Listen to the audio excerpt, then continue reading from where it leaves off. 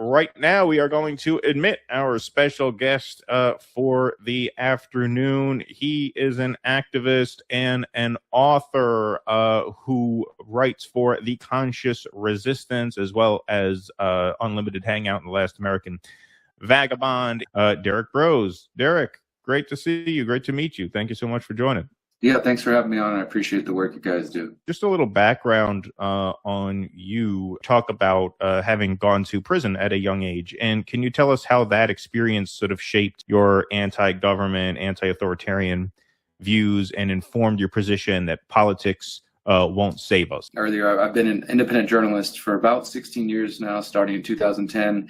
Activism, coming right after the financial crisis, and of course, early on into the Occupy movement and Tea Party, all those sort of things were swirling about as I started to, wake up, as they say, or started to question the political realities that I really hadn't been paying any attention to prior. Because, as you also mentioned, I went to prison at a young age, right out of high school, went straight into college, got it pulled into drinking, using drugs, ended up getting hooked on crystal meth at 20 years old, and kind of getting pulled into that whole world of drug dealing and living on the streets and just to take. So it was actually getting locked up that kind of started me on my current journey in a way, not to give any credit to the horrible prison system, the injustice system, because there's really no redeeming value there. I need to figure out how I got here and how to make sure it doesn't happen again. And that was a back and forth journey that took the better part of 2005 to 2008. And I got out for the final time, October 2008, which if you cast your minds back to that time, it was an interesting time in the world. It was a month before Obama became president, and there's all the, Obama hype. And I ended up spending a lot of time at the library applying for jobs, going to felon job fairs and this sort of thing. And one day while I was in the library, I decided to start reading. After years of being on drugs and kind of my depression lifting and all these sort of circumstances, my brain started working again. I rediscovered my own intelligence and that I had a curiosity for the world. And in 2010, I started an activist group called the Houston Freethinkers. And from 2010 to 2017, that was pretty much my life. I lived in, we called it the Freethinker House. It was basically an activist space where we would host monthly meetings, documentary screenings. We did community garden work, of course, protests, rallies, marches, outreach, all that sort of thing. But it became my entire life. And I started to realize that my favorite sport is confronting politicians and asking them hard questions. And it sort of has evolved since then. I launched the Conscious Resistance website in 2013 as my own sort of home to explore my interest in anarchism and voluntarism and spirituality as well, consciousness, just a place that I could talk about all the weird things that I was in. I'm getting ready to go on my first US speaking tour in 5 years. These kind of events are really important for me because I think there's too many of us spending time just behind the screens, and obviously there's value and there's use there, there's utility there, but I think there's really something special when we get connected face to face and build those relationships even stronger. I didn't know what was going to be the path, but I knew that activism and eventually journalism meant more to me than anything else I'd ever done in my life. The activism wasn't paying my bills, of course, but it was what was feeding my soul. You do have a book here, How to Opt Out of the Technocratic State. First edition, released January 31st, 2020. Oh, man, that you must look back at that and be like, damn. You have here, inspired by Samuel E. Konkin. So you lean heavily on Konkin's theory of agorism. And for someone new to the concept, how does a person sort of transition from being a consumer in the technocratic state to being a producer in the sort of agorist counter-economic system, if that? But then also, most importantly, what matters most to me is about solutions. So, okay, well, what does a person, as the book says on the back, they're like, how does a person who values liberty, values privacy, navigate this world that is quickly coming, which is now staring us in the face? 6 years after I published the book, it's come very rapidly, where AI is, interfacing with everything, facial recognition, digital IDs, all the whole gamut of what many of us are concerned about. And how do you navigate that world? And I don't think there's any way to really turn off the switch, so to speak. There's not we're not in a Hollywood movie where there's just one giant computer we have to smash and then everything's gone. It's a little more complex than that. And also, as you said, many of us are interacting with these systems and participating in them. So I started to think how do we navigate that world, and how can I put forward some solutions that I've used in my life? I haven't used banks since 2008. I don't talk to certain government agencies. I navigate, the world in my own complex way. And so I put a lot of my own direct experiences, and they were very much and are inspired by the work of Samuel Konkin. And so there has to be another way. And so he started to try to find a middle path or a third way. And that eventually became what he called agorism, which comes from the Greek word, the agora, the marketplace. And more specifically, he talked about the action, the strategy being counter-economics. So you could kind of think of like agorism being his sort of overarching philosophy, which was definitely inspired by and kind of an outgrowth of some of those libertarian activists. So he was kind of coming out of that and said, okay, look, we get the philosophy, we have this foundation, but how do we actually get to that place? Politics isn't going to be the answer. Violence isn't the answer. Apathy isn't the answer. And he started to study at that time the Soviet Union, as well as some other parts of the world where he could see that no matter how aggressive and powerful the state got, there was still this counter economy, or the informal economy, the underground economy. Like where I'm from, where I live in Mexico, the informal economy is huge. It's massive. And some people estimate that the informal economy, the counter economy around the world, is in the trillions of dollars and actually might be the biggest economy. And that is a non-taxed, non-state economy that governments around the world would desperately love to control. Sort of analyze the different economies that existed. He talked about the white market being the mainstream economy. This is the taxed economy. If you have a check that the government's taking money out, you're in the white market.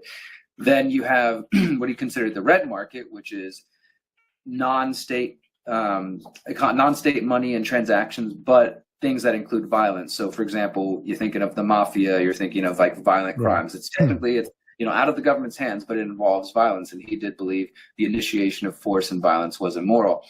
So he said, well, what if we put our energy into these gray and black markets, and we focus our energy on exploiting these areas where the state can't control? A gray market would kind of be like, let's say the government expects you to get a license to cut somebody's hair or something like that, right? You're not doing anything wrong. You're not doing immoral. You're just choosing not to participate in that. And he believed, he believed every time that somebody participated in that market outside of the state's hands and outside of giving their funds to this violent state, that was a potentially revolutionary act. And same thing with the black market, doing things that the state considers illegal. Like, let's say in the state of Texas, where I'm from, it's still illegal to buy weed and to sell weed. It's a simple little thing, right? But it's still illegal. And so if you choose to participate in that, in his mind, you're doing a counter-economic act.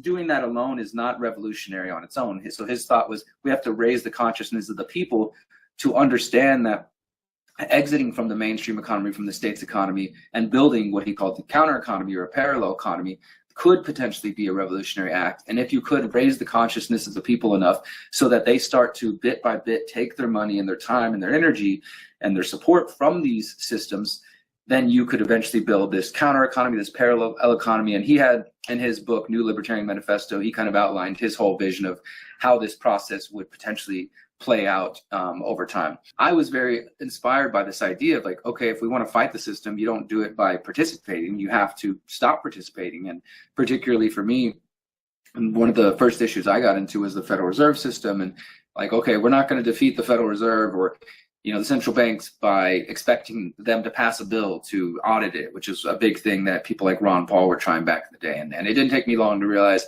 they're not going to audit themselves. They're not going to end themselves. We have to do that our own self. So through these sort of individual and communal acts, by getting people to, for example, do divesting from banks and things like that, we could take our financial and spiritual, moral support from them and try to focus on building parallel institutions. And so I was really inspired by that. Konkin was kind of singularly focused on the economy because obviously economics is a big part of their machine. But I've tried to take that whole message and make it a bit more holistic. And so I tend to call counter economics, and what he called counter economics, I phrase it as exit and build. So exiting from the systems that don't align with our values and principles and focusing on building new systems that do align with our values. And if you're not a builder, like for example, I'm not a technologist, I'm not a coder, I'm not a developer, but I have a lot of friends who are, and I'm not going to be the one to build the alternative tech tools, but I like to support those who are building those. So exiting from the systems, whether that's the banking system, whether that's the big tech system, education, you list whatever you think matters to you, and focusing on building parallel institutions counter to the current ones that actually are aligned with our values. So how does this agorism sort of solve the tension between the ownership class and workers without relying on state mandated labor laws or union regulations or things like that, because there does seem to be a difference between the kind of market anarchism, which kind of seems to be what you're talking about, and anarcho-capitalism. You know, you're right. I did write this essay years ago called Agorism is Not Anarcho-Capitalism, and it was definitely a response to me getting kind of lumped in with that crowd. And the concern you mentioned is also very real. Like, how do we, it's not just state power that we should be aware of. Again, this is another blind spot that I think some of my colleagues and friends tend to have, and one that I've probably had in the past as well. But even if we were to abolish the state right now, we still, I mean, we have the technocrat billionaires and all the billions and trillions that they've amassed, and the power and Yep. you know, Palantir's scary. That Palantir contract's already signed. It's too late. You know? Yeah, exactly. I mean, so getting rid of the government alone doesn't get rid of Palantir, right? It doesn't get rid of, you know, these other players in there. So it's not, I think, as simple as just saying, like, let's abolish the government, the state. There's always going to be somebody who wants to try to use that. And I think that's kind of the other aspect of it. Is, to me, I do think the creation of the state, the implementation of the state as a tool to lord over other people is immoral, and that it does end up leading to bad places. I also think that, again, private power can be just as bad. So I think there have been some oversimplifications and lack of nuance when it comes to this. And although I probably wouldn't call myself a left libertarian, if push comes to shove, that's probably something that, you know, I would feel more close to than an anarcho-capitalist. I tend to call myself just simply an agorist or a market anarchist. Another term that gets thrown around is voluntarist. And I think that this is a label that I wish more people were comfortable with, or, you know, what, if we're going to use labels, would understand that it's not simply another version of anarcho-capitalist, because in my mind, all anarchism or anti-authoritarianism should be, the root of it should be voluntarism. You know, just the voluntarist ideal, which has been around since the 1800s, is just that all relationships should be voluntary and consensual. And, you know, obviously there's some deeper discussions to be had about that, but I feel like if that's the foundation of your philosophy, no matter what other labels you throw on top of that, but if you recognize that the foundation is voluntarist, so that means that for me, the solutions that I propose are things that I'm trying to implement myself, trying to lead by example, trying to encourage people to try out and to live. Where I come back to with any sort of potential economic solutions or other solutions is it something that people have to consent to, that people can say no to, that people can exit from? Because if not, then in my mind, it just ends up becoming another form of violence. If people are forced to be free under your system. But this is why I also do call my work the conscious resistance. I mean, when I got into prison, I really got into meditation as a form for me starting to heal my underlying trauma, and I do believe that on a psychological, spiritual, mental level, that humanity has some deep-seated traumas, intergenerational traumas that do need to be overcome. And I say this from my experience as my family being native to Texas, part of my family being Seminole, and I mentioned the drugs and alcohol abuse. I think that's directly related to all the trauma that our families went through over the generations. And I think all of us, no matter what your skin color, background, race, ethnicity is, et cetera, just as a member of the human species, there are things within us, I think, that need to be worked out, and they could be big or small traumas. But the reason I bring that up is to say, I think sometimes the lack of willingness to confront those things is part of the root of why people end up becoming authoritarian and wanting to dominate and control over other people. I think the fact that, you know, I don't think that's a normal human characteristic to want to dominate other people. I want to see you happy and joyful and living your life to the best of your abilities. And so long as you're not infringing upon my ability to do the same, you know, it doesn't bother me, right? But I think that there's a certain type of person that is dealing with their own trauma that tries to then say, well, I know what's best for other people, whether that's through the government or private means or any other means. For what I've seen just over the last 16 years is sometimes we get off in our own little camps, and I don't even know what camp I would fit in, but let's say right-wing independent media and left-wing independent media, to oversimplify it. And then within that, you got radical media and, you know, anarchist media, right? And we're not necessarily always talking to each other. We're talking past each other. In fact, that's one big thing I learned from hanging out with the anarcho-capitalists, is that the anarcho-capitalists love to talk shit about the anarcho-communists, but they've never read any of their books. And the anarcho-communists love to talk shit about the ANCAPs, but they've never read any of their books. And so we just have these sort of caricatures of what each other is saying, and not actual dialogue to find common ground. And that's what I'm really after. It is based in voluntarism, which to me is the most pro-human foundation to have when establishing any kind of political philosophy. To me, there's always been something very nihilistic about the use of force. It's on all of us to come together and decide voluntarily on how to build a parallel system. The best of people, in a sense, right? You're forcing yourself to appeal to people's sense of what is possible, as opposed to what is necessary to do because I was told to do it by somebody else. Opting out the exit and build, can to some people perhaps feel like it's a lonely or an isolating path, but you put great emphasis on physical community. And that's a lot of what your tour is about, I would think. How do we build those communities when digital communication is so heavily monitored and when we're so reliant on digital communication to actually build the kind of community that we're trying to make parallel to this system? I cannot emphasize enough the importance of face-to-face interaction.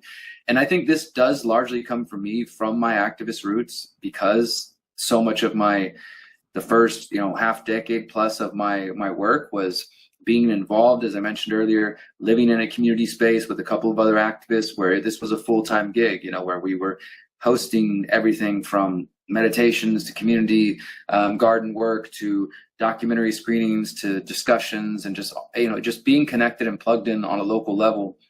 It just felt so vital for me. And I always understood that this was going to be key moving forward. I don't think that any of us are an island. I am a strong, proud, individualist anarchist, but I also believe in collective liberation. And I know that I can't do this alone. I don't have the financial resources or the desire really to do this alone. And so community is absolutely necessary, right? We don't have to agree on everything to be in order to work on a specific project, or to even just kind of build camaraderie and recognize that I'm not alone. I think that's one of the biggest things, that the lessons for us to take home. So many people, again, interact with these amazing digital tools, but then when you're walking around your local community, going out shopping or doing your business, you're like, wow, I'm the only one here in my town that feels this way. I'm still so alone. Every time we would host a monthly meeting, without a doubt, there was always somebody who'd said, I never knew there was other people like me. I felt so alone. I felt so isolated. And, you could just see how it changed for them, how they felt like, even just on the simple, basic human social level of being able to speak freely. With this tour, probably more than ever, I'm going to be spending less time talking and more engaging with everybody and trying to see, like, what do you guys actually want? Where are you at on your exit and build journey? What is the challenges you're facing? How can I be supportive? How can you guys support each other? And community is key with that, right? Because, I've also been involved with a project called the Freedom Cell Network. The website still exists. It's obviously there's a digital home for it, but it's mainly a real world concept. Like we like to tell people, freedomcells.org is the website. If you need to go there, you can create a free profile, put your interests, put your skills, add yourself to the map, search the maps to find people and groups within your area, connect, through there, then meet them in the real world, leave the website behind, right? Because it's all about real world connections. But if you've already got a community locally, or if you're going to come to an event like my tour or something else, that's a great way to connect with other like-minded people. So group as a collective, like in Freedom Cells, we talk about groups of 8 to 10. Ultimately, the number doesn't matter. There's some good research behind group dynamics and group size, but ultimately, if you got 5 people, work with them. If you got 15, 20, work with them. Find the most serious people who are actually ready to do something, not just talk, not just post on the internet, who want to get together and focus on goals and accomplishing these goals and start to build something. And again, the name is also irrelevant. Some people don't like the term Freedom Cells, so they call them circles, hubs, hives, pods, whatever. It doesn't matter. The concept is what matters. Localize, decentralized organizing. And to me, the more we focus on building these groups on a local level, and again, everything that I'm sharing from are things that I'm practicing in my own life. I'm not, just talking from, some pedestal or something. I'm speaking from my direct experience. In 2020, I chose to move to Mexico to be closer to the land and to reconnect to some roots. And it just felt right for me and my partner. We've since bought land with a group. We're building a community called the Conscious Agora. We've got 6 households who bought in. We've paid off the land. We did it without using banks. We're about to go home and do our first hempcrete build, start building some structures. Like everything that I'm sharing is things that I'm doing directly. That's not to say the only route is to go to Mexico or to buy land, although I think if you can collectively come together and buy land and become the stewards of the land, there's some big value to that. I'm not wealthy enough to just do it myself. So again, community was important. But the point is, whatever your path may be, the specifics of it, we need to recognize that the politics aren't going to save us. The midterms aren't going to stop technocracy. 2028, whoever they throw up for either party isn't going to stop what's happening. And instead, I believe the answer is for us to focus on building parallel systems. And so I don't claim to have all the answers, but I know if we get together and we brainstorm and we focus on this, we can come up with some solutions. Yeah, so you bought land in Mexico. So I've created a couple resources. For one, I do want to mention that How to Opt Out the Technocratic State, you can download it for free if you don't want to pick up a physical copy. The website is theconsciousresistance.com/how-to. And as you see there, there's Spanish versions and all that stuff. You can read the PDF there. There's also, I'm pretty sure we have a audio book linked on there. So if you want to listen to it instead of read it, but I just want to mention that. So if you want to get deeper into the concepts, read the book, listen to it for free. And the other thing is I put together a 45-day exit and build challenge. It's probably been 2 years now. It's completely free. So it's the website is just theconsciousresistance.com/EXB for exit and build, EXB. And as I mentioned earlier, I've taken a lot of inspiration from Samuel Konkin, but I tried to make my approach a more holistic approach. So in that 45-day challenge, take it at your own pace. But the way I kind of designed it originally was that start today and you start on week one. I think on week one, we start with food. And basically every challenge or every episode on there, which is about an hour long each, I talk about these different systems. So with food, I say, look, here's the different problems we have with food: pesticides, wasteful, destructive, violent food systems. We go through the problems, we go through some of the potential solutions, and then I give some homework like, hey, this weekend, go visit your local farmer's market, get more connected to your local food supply, volunteer at a community garden, things like that. And the idea is that you take each of these for 1 week, sort of see how you can implement some of these steps in your life. And then we go through food, technology. I can't remember them all off the top of my head, but that I think would be another great way for people to start, because as you mentioned, there are so many things that you can do that don't have to involve getting yourself thrown in a cage and don't have to involve buying land if that's not in the cards or if it's just not where you're at right now. I do talk about the idea of getting land, I think, in the final week, but there's so many other things prior to that. I mean, probably one of the biggest ones, the most relevant ones, would be in the area of technology, digital technology. So many of us are using tools that are working against us, right? If you're participating in, like, let's say the biggest one, Google, right? There's a lot of other search engines out there. There's alternatives to Google Sheets, to Google Drives. I use something called CryptPad, which does everything that you do with Google Sheets and Drives and all that, but it's not supporting Google, and it's encrypted and it's privacy-based, open source. I'm always looking for open source, privacy-based alternatives to all the mainstream things that we do. And of course, with the understanding that there's going to be a learning curve with some of these tools. Like I'm talking to you right now on a Linux computer, so I'm not using Microsoft. I got rid of Microsoft. Those are the kind of things that I think anybody can start to do. Right now, you could make a commitment to stop using Google products. It would take some effort, of course. Maybe you got to switch over your Gmail to something new. And on the topic of email is inherently insecure. So, it's not a perfect thing. You shouldn't share anything in email that you think you're going to get arrested for later. But there are better versions. There's surely better emails than just Gmail. And I will say, again, this is not a judging anybody. This is just my own experience. I've seen a lot of amazing activists in different arenas, people organizing awesome events and doing things and doing so much good work. And they're doing the whole thing on Gmail. They're doing the whole thing on Google Drives. I can't tell you the amount of events that I've got invited to where the contract or the communication is on a Google Drive. And again, I do my best not to be like, hey, shame you, this and that, but say, hey, here's an alternative. Do you know your entire team? Like, we host an event in Mexico called the People's Reset. All of our stuff is done through CryptPad. It's done through open source alternative tools. There's simple things like that you could start doing now. And again, it does take a little bit of a learning curve. It will take some transition. But if your barrier to entry is, well, I don't know, Derrick, that sounds really hard. I'm going to have to switch my Gmail contacts over. Well, then maybe you really don't desire to be in line with your values and principles. Because for me, that's what this ultimately comes down to. It's not about running away from their systems or things like that. Obviously, there are things we don't want to participate in. But like, for example, with getting the land, one of the biggest criticisms I'll hear from people, like, two main things. For one, there's the doomers who are like, you really think they're going to let you grow your own food or get your own land? Have you ever heard of Waco? They're just going to come kill you. And I always say, look, in the realm of infinite possibilities, anything's possible. But how long is that going to take? 2 years, 5 years, 10 years, and maybe never? So I shouldn't do anything because there's a fear of what may happen. I'd rather just focus on building the life that I want. And that's the other thing. This isn't running away.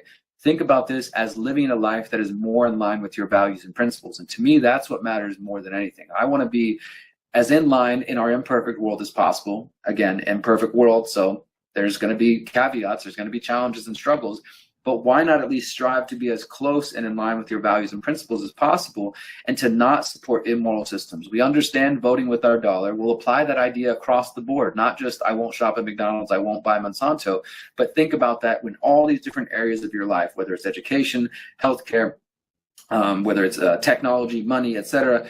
Again, imperfect systems, so there are difficulties to cross here, but why not at least strive to go in that direction? And even if you never get to the full-on implementation, completely free from the system, living as in line as humanly possible, you're going to get somewhere better than you are now. Liberation, it's an abstract, nice idea that feels good philosophically, but when it comes to the real work to get there or to do it, some people don't actually want to do it. So, that's a challenge and a conversation for you to have with yourself and to decide how far you want to go.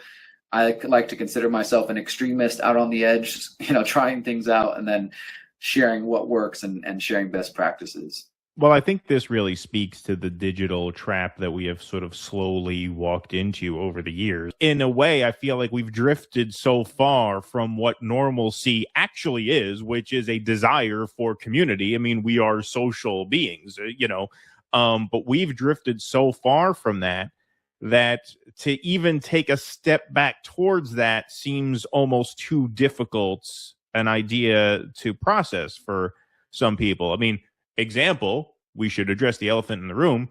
We're streaming to YouTube right now. If we didn't, we'd have a fraction of the audience that we have right now.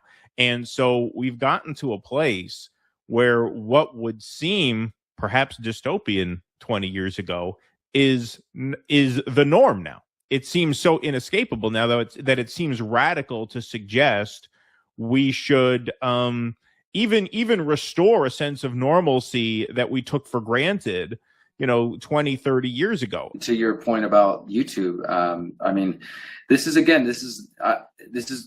time where we have to, as individuals and as communities, make those decisions. Like you said, if you chose to not use YouTube, which is obviously a Google product, you lose a good chunk, if probably not the majority of your audience. I'm in the same boat, but I was censored by YouTube from 2020 to 2025. They turned me off and then all of a sudden randomly gave it back. And I sat with myself for a while thinking about that, like, okay, I've survived without them for 5 years. I definitely lost a big chunk of my audience, but I tried to make a kind of analysis of like, all right, is it better to just push myself into the corner and not be able to influence people? Or can I swallow my pride a little bit and keep participating in that system to some degree so that I can, in the hopes of trying to move people towards better solutions? And that's kind of where I'm at, right? I mean, this is what I was saying is we're in an imperfect world. There's no, I try not to, hold judgments against other people and instead just do what feels right for me and then invite other people to do what works for them. But yeah, it's a challenge. But you also made a great point that it seems so out of the norm for us to get connected and to build community because we have gotten so used to the digital tools. So, grateful, thankful for the digital tools and for what they've allowed me to do in my life. My journalism wouldn't exist. My ability to pay my bills wouldn't work without the digital tools at the moment. But I don't want to continue to put my entire life into that and hope that it's just going to last forever, because I don't think it will last forever. I think people like us will continue to be silenced. And as things get more aggressive and as the technocratic control gets all pervasive, it will be difficult for people like us to continue to broadcast and reach people. So there needs to be another way. And I've been a big fan of like the cypherpunks and the early, people on the chat rooms and the forums in the early internet in the 90s, who were predicting and hoping. These are the group of basically digital anarchists and that believe that technology would free humanity. Obviously, they were concerned that it could turn into a dystopia as well. We still haven't come to the conclusion on that. It's definitely not the utopia believed, and even the internet itself, like it's so many false promises, right? Because the original idea of the internet was something that was very decentralized, was something that was very distributed. And there are people who are working on these projects, and again, I try to support these people. There's the Quartal team, there's IFPF, PFS, something like that. There's different people who are working on decentralizing the internet and truly making it where you don't have to go through, telecommunications companies to get access, where you don't have to go through the DNS name servers. And a lot of people who don't understand the internet infrastructure don't realize that there are companies out there there's institutions, international institutions, who decide what websites get approved, and most of them do get approved, but the point is they can take you down if they choose to. We've seen that in different cases, right? So the internet is way more centralized than we'd want to believe, even to the point of the undersea cables that much of the internet lives on, that Edward Snowden revealed that there was traffic being intercepted through that. Like, there's so many different points of centralization that have failed to live up to the internet as this truly decentralized space where anybody could pop up a website. Anybody, we have that. Sure, you can make a website, but you're going through a centralized company, through an ISP, et cetera, when the real vision was closer to what many people talk about now in terms of mesh networks, having these decentralized nodes where you're running essentially your own server, your own node, and everything you do is hosted on your device or your own servers. Whereas now everything we do is, it's a private company with their servers. Everything we're doing right now, all this stream is running through Google servers, et cetera. So the vision and the hope for the internet definitely has not been fulfilled yet. And it's questionable as to whether it ever will be, because of the direction it appears we're going does not appear to be decentralization and anonymous and open and all this sort of stuff. It's getting more closed loops, more digital cul-de-sacs. Apple's a great example of that, and these other companies that want to keep you in their kind of digital containers. So yeah, I mean, it's a tool that we have been able to use. The so-called awakening of the last 15, 16 years wouldn't have existed without the internet. Some of the first viral videos on YouTube were so-called conspiracy documentaries and things that got people questioning, even if they weren't all factual or, all that credible. Just the fact that the internet in the beginning, YouTube at the beginning, was this just wild west of people sharing all kinds of ideas and theories. And the best case scenario, people are able to use their critical thinking skills, decide what's real, decide what's not, debunk the bad stuff, and the good stuff rises to the top. That is not what we've seen. We've seen bad information rise up, and I mean not in the sense of what the state says about misinformation and disinformation like during COVID, but true misinformation. I actually just posted a little rant on social media this morning about why I don't consider myself a so-called conspiracy theorist or part of that space, because so many people in the age of the internet just believe any random thing. And yes, it's important to question everything, and it's important to question narratives that are being fed to us, but it's also important to practice critical thinking skills and to question and avoid logical fallacies and things like that.